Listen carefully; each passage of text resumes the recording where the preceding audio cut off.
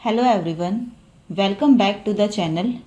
आज हम इस वीडियो में पढ़ेंगे class 12th business studies chapter number 3 के कुछ और बचे हुए टॉपिक्स। न्यू इकोनॉमिक पॉलिसी क्या होती है, क्या क्या इम्पैक्ट आता है गवर्नमेंट पॉलिसी का बिजनेस और इंडस्ट्री के ऊपर, प्राइवेटाइजेशन का क्या इम्पैक्ट पड़ता है बिजनेस और इंडस्ट्री के ऊपर, बिजनेस इन्वायरमेंट के चेंज होने पर मैनेजमेंट कैसे रिस्पॉन्ड कर रही है, कैसा चेंजेस आ रहे हैं, इन सब के बारे में हम डिटेल में पढ़ेंगे। So let's start. New economic policy, economic reform since 1991 and changing scenario of economic environment. ये सब टर्म एक ही है कि न्यू इकोनॉमिक पॉलिसी क्या होती है, क्या क्या चेंजेस आ रहे हैं इकोनॉमी में 1991 के बाद, 1991 में कौन से चेंजेस इंट्रोड्यूस्ड किए गए और कैसे इंडियन इकोनॉमिक इन्वायरमेंट का जो सिनेरियो है वो चेंज होता जा रहा है, उसके बारे में हम डिटेल में एक एक करके पढ़ते हैं। पहला है इकोनॉमिक रिफॉर्म सिंस 1991 और new economic policy. Government of India के द्वारा इकोनॉमिक रिफॉर्म्स, इकोनॉमी में चेंज लाने का जो प्रोसेस है वो शुरू किया गया 1991 में। इसका ऑब्जेक्टिव मेन यही था कि जो भी इकोनॉमी में प्रॉब्लम्स आ रही हैं उन्हें ख़त्म किया जा सके, रिमूव किया जा सके और हमारी कंट्री की जो डेवलपमेंट है उसे स्पीडी तरीके से किया जा सके, उसे जल्दी जल्दी अपनी कंट्री को डेवलप बनाया जा सके। तो इकोनॉमिक रिफॉर्म्स जो आए उनके क्या क्या फीचर्स थे। पहला है लिबरलाइजेशन। लिबरलाइजेशन क्या होता है? गवर्नमेंट कंट्रोल को कम कर देना और फ्रीडम देना इंडस्ट्रीज़ को, बिजनेसेस को, कि वो क्या करें, ज़्यादा लाइसेंसिंग के चक्कर में ना जाए। कुछ इंडस्ट्रीज़, कुछ सेक्टर्स, लाइसेंसिंग को ख़त्म कर दिया गया। नेक्स्ट है प्राइवेटाइजेशन। प्राइवेट कंपनीज़ का रोल बढ़ाया जाए, पब्लिक सेक्टर का जो रोल है उसे कम किया जाए। नेक्स्ट है ग्लोबलाइजेशन।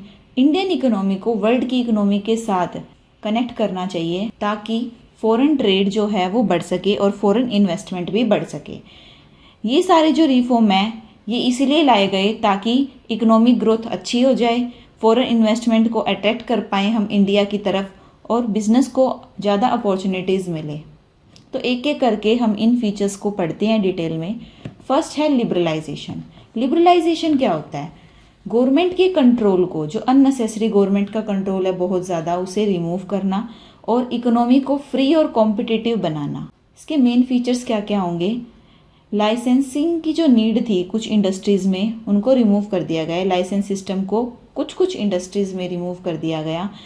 ज़्यादा फ्रीडम दी गई इंडस्ट्रीज़ को, बिजनेसेस को डिसीज़न लेने के लिए कि वो अपना साइज़ कितना रखना चाहती है, स्मॉल स्केल पे करना चाहती है, लार्ज स्केल पे करना चाहती है बिजनेसेस को।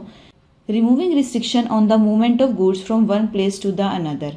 एक जगह से दूसरी जगह जब हम गुड्स और सर्विसेज देते थे तो उसके ऊपर भी कुछ ज़्यादा रिस्ट्रिक्शंस थी, उन्हें भी रिमूव कर दिया गया। गुड्स की प्राइस को भी फिक्स करने की फ्रीडम दी गई। टैक्स रेट्स को कम कर दिया गया। अननेसेसरी जो गवर्नमेंट कंट्रोल था उसे भी कम कर दिया गया। इंपोर्ट और एक्सपोर्ट का जो प्रोसीजर था उसे भी आसान बना दिया गया।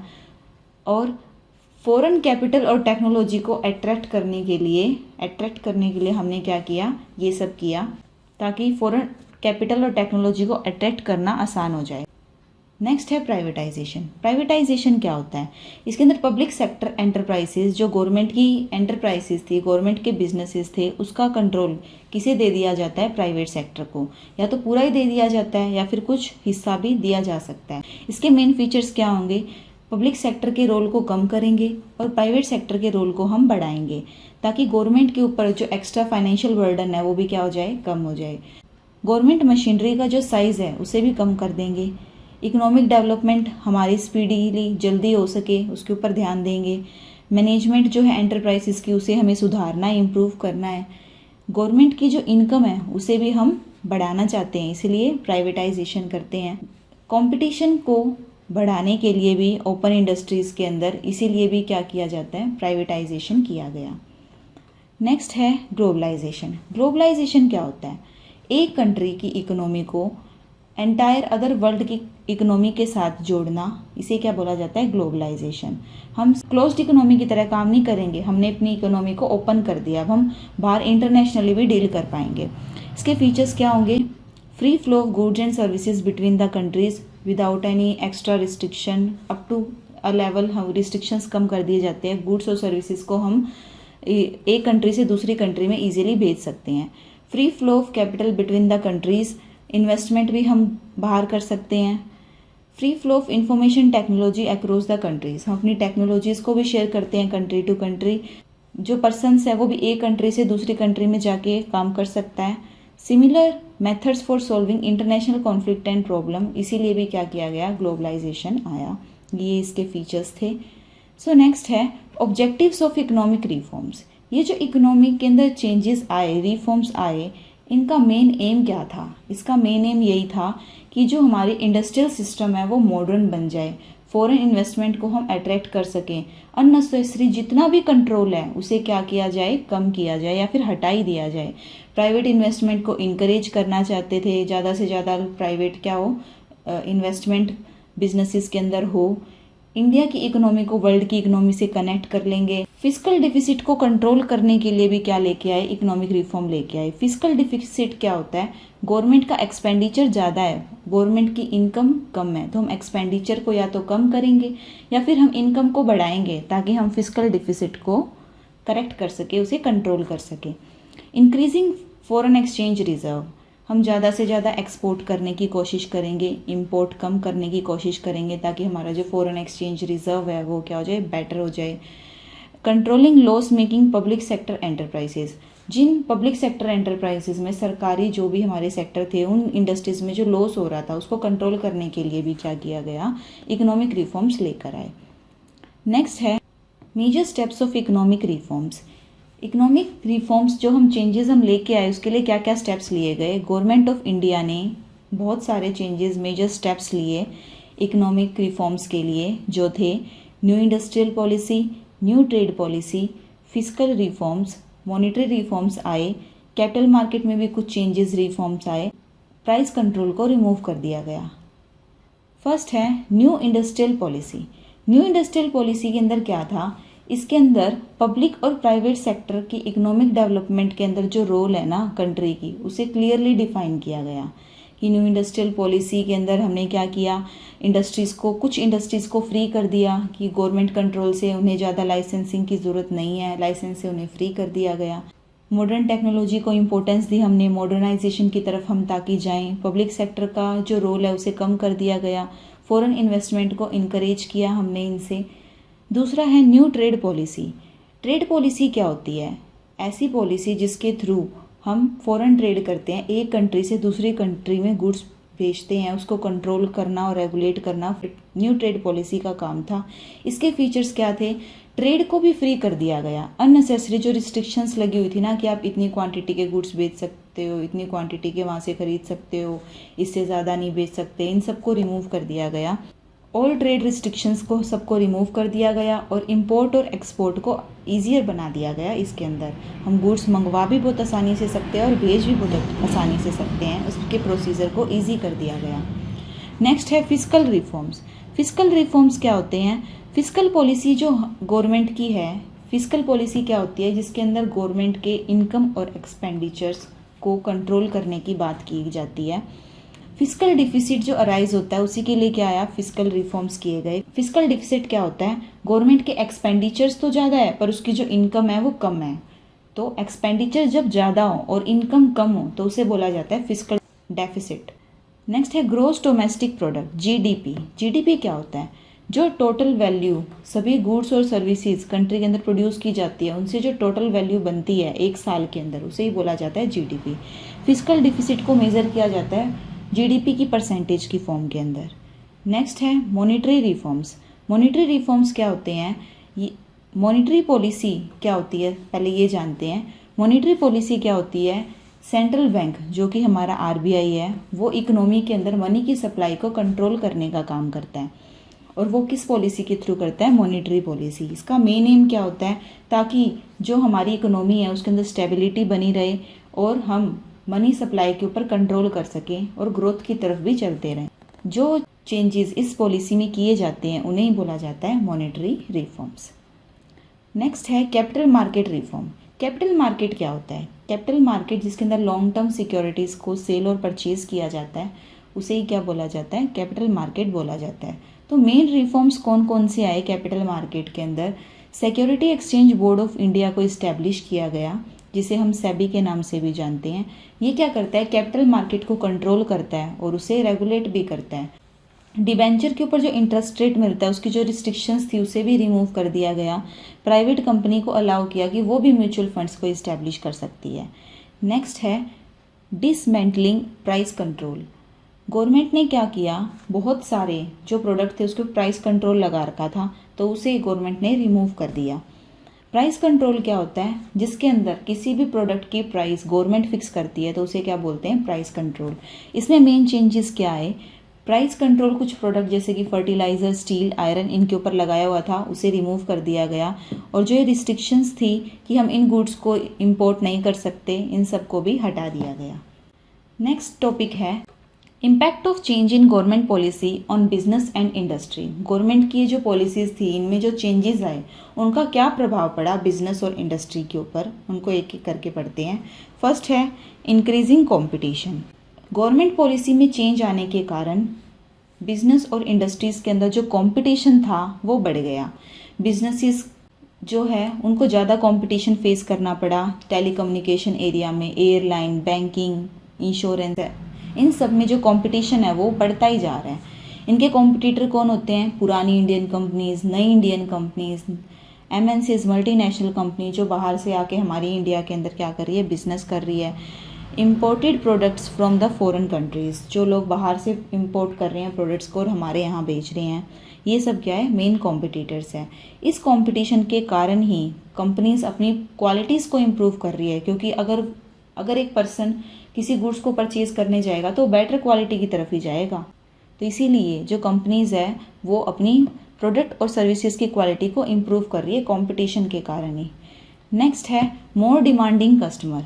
इकोनॉमिक रिफॉर्म्स आने के कारण कस्टमर्स को चॉइस मिलने लगी मार्केट में। एक ही प्रोडक्ट को अगर हम लेने जाएँ तो वैरायटी में हमें अवेलेबल है। पहले क्या होता था, कस्टमर को इतनी जानकारी नहीं होती थी, ना उसके पास इतने ऑप्शन होते थे, जो प्रोडक्ट उससे मिलता था वो उसे परचेज कर लेता था। पर अब ऐसा नहीं है, कस्टमर अवेयर है प्रोडक्ट और सर्विसेज के बारे में, वो डिमांड करता है कि उसे बेटर क्वालिटी प्रोडक्ट मिले और रीजनेबल प्राइस पे मिले। जो बिजनेसेस कस्टमर की नीड को सेटिस्फाई करते हैं वो ही मार्केट के अंदर सर्वाइव कर पाते हैं। नेक्स्ट है rapidly changing technological environment. Technology क्या होती है, टेक्नोलॉजी लगातार बिजनेस वर्ल्ड के अंदर चेंज होती जा रही है बहुत जल्दी।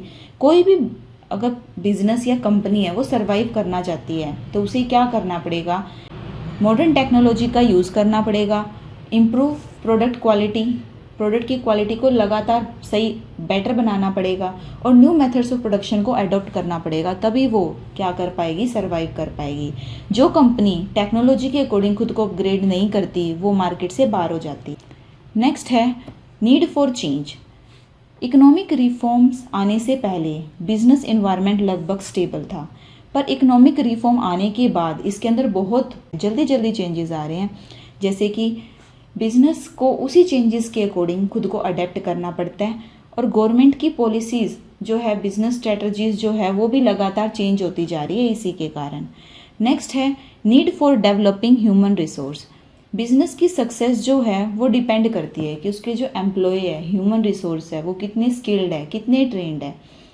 एम्प्लॉयज़ को न्यू चैलेंजेस को फेस करना आना चाहिए, उन्हें प्रॉपर ट्रेनिंग और डेवलपमेंट देना बहुत ज़्यादा ज़रूरी है।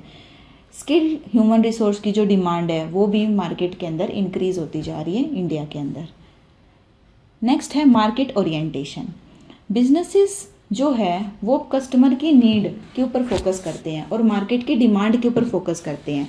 पहले क्या था, कंपनीज जो बनाती थी उसे ही बेच देती थी, पर अभी जो कंपनीज है वो कस्टमर की नीड और डिमांड के अकॉर्डिंग बनाती है, उसी के अकॉर्डिंग प्रोडक्ट को बनाती है और फिर उसे बेचती है। इसी को क्या बोला जाता है, मार्केट ओरिएंटेड अप्रोच बोला जाता है। नेक्स्ट है reduction in budgetary support to the public sector.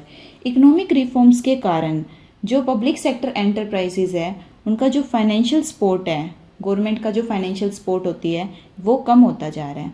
इसका रिजल्ट क्या रहा कि जो पब्लिक सेक्टर एंटरप्राइजेज है वो और ज़्यादा एफिशिएंट हो गई है, सेल्फ डिपेंडेंट हो गई है, वो भी अब प्रॉफिट अर्न करती है, अपनी परफॉर्मेंस के थ्रू ही मार्केट के अंदर सर्वाइव कर रही है। नेक्स्ट हमारा जो टॉपिक है वो है impact of privatisation on business and industry in India. Privatisation ने क्या प्रभाव डाला बिजनेस और इंडस्ट्रीज के ऊपर इंडिया के अंदर। देखते हैं। फर्स्ट है इंक्रीज इन कंपटीशन, कंपटीशन बढ़ता जा रहा है। प्राइवेटाइजेशन के कारण जो कंपटीशन है इंडस्ट्रीज़ में वो बढ़ता जा रहा है, जैसे कि टेलीकम्युनिकेशन सर्विसेज चीपर और बेटर क्वालिटी में हमें मिल रही है। रिडक्शन इन पॉलिटिकल इंटरफेरेंस, प्राइवेट कंपनीज आने के कारण जो पॉलिटिकल इंटरफेरेंस है वो भी कम हो गई है। क्यों हो गई है? डिसीजंस फास्टर लिए जा रहे हैं जिसके कारण, और काम भी बहुत जल्दी जल्दी हो रहा है, एफिशिएंटली काम किया जा रहा है। नेक्स्ट है इंक्रीज इन रिस्पॉन्सिबिलिटीज़, एम्प्लॉय और ज़्यादा रिस्पॉन्सिबल हो गए हैं अपने काम को लेकर। उन्हें पता है कि अगर वो बेटर काम नहीं करेंगे, अच्छा काम नहीं करेंगे तो उनकी जॉब भी जा सकती है। तो फियर ऑफ लूजिंग जॉब के कारण उनकी परफॉर्मेंस भी इम्प्रूव हो रही है। नेक्स्ट है इंक्रीज इन एफिशिएंसी, इंडस्ट्रीज़ जो है वो और ज़्यादा एफिशिएंटली काम करना शुरू कर दिया उन्होंने प्राइवेटाइजेशन के बाद, जिसके कारण उनके प्रॉफिट भी बढ़ रहे हैं और उनकी प्रोडक्टिविटी भी बढ़ रही है। नेक्स्ट है इंक्रीज इन इंडस्ट्रियल ग्रोथ, बहुत सारी जो इंडस्ट्रीज़ है उन्होंने प्राइवेटाइजेशन के बाद उनकी जो ग्रोथ है वो बहुत ज़्यादा फास्टर हो गई है, जिससे कि इंडस्ट्रियल डेवलपमेंट कंट्री की अच्छी हो रही है, बेटर हो रही है, बढ़ती जा रही है। नेक्स्ट है फ्रीडम इन मैनेजमेंट, मैनेजर्स के पास फ्रीडम है कि वो डिसीज़न ले सकते हैं बिना किसी पॉलिटिकल प्रेशर के, जिसके कारण उनका वो काम भी अच्छा करते हैं, स्पीडी करते हैं और बेटर क्वालिटी का वर्क वो कर रही हैं। नेक्स्ट हमारा जो टॉपिक है वो है managerial response to change in business environment, manager का क्या रिस्पॉन्स है किसको लेकर, इन्वायरमेंट जो लगातार चेंज हो रहा है उसके ऊपर मैनेजमेंट कैसे रिस्पॉन्ड कर रही है।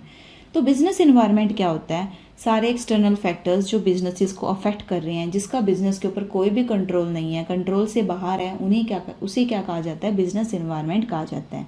तो बिजनेस एनवायरनमेंट के अंदर क्या क्या चेंजेस आ रहे हैं? बिजनेस का जो एनवायरनमेंट है वो लगातार चेंज हो रहा है। किन किन कारण से?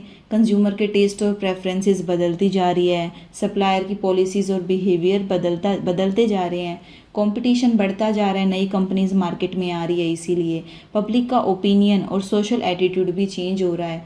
मार्केट की जो कंडीशंस है, पॉलिटिकल कंडीशंस है, गवर्नमेंट की जो पॉलिसीज़ हैं उनमें भी लगातार बदलाव आ रहे हैं। इकोनॉमिक पॉलिसी और लीगल रूल भी टाइम टू टाइम चेंज हो रहे हैं। तो बिजनेस इन्वायरमेंट इन्हीं के कारण चेंज हो रहा है। तो बिजनेसेस को इन सब चेंजेस को स्टडी करना चाहिए और टाइमली प्रॉपर एक्शन लेना चाहिए, और मैनेजर को इसी के अकॉर्डिंग एडजस्ट कर लेना चाहिए अपनी पॉलिसीज़ को, ताकि वो क्या कर सके? सक्सेस को अचीव कर सके। फॉर एग्जाम्पल निरमा कंपनी ने क्या किया? निरमा कंपनी ने इन बिजनेस इन्वायरमेंट को समझा, उन्होंने एक नई सोप को इंट्रोड्यूस किया मार्केट में। वो सोप पॉपुलर हो गई उसके ब्रांड नेम के कारण, प्रोडक्ट को कस्टमर्स ने लाइक किया, जिसके कारण निरमा कंपनी ने रिस्पॉन्ड किया बिजनेस इन्वायरमेंट के अकॉर्डिंग, इसीलिए वो क्या कर पाई? मार्केट के अंदर सरवाइव कर पा रही है। सो आज के लिए इतना ही, मिलते हैं नेक्स्ट वीडियो में।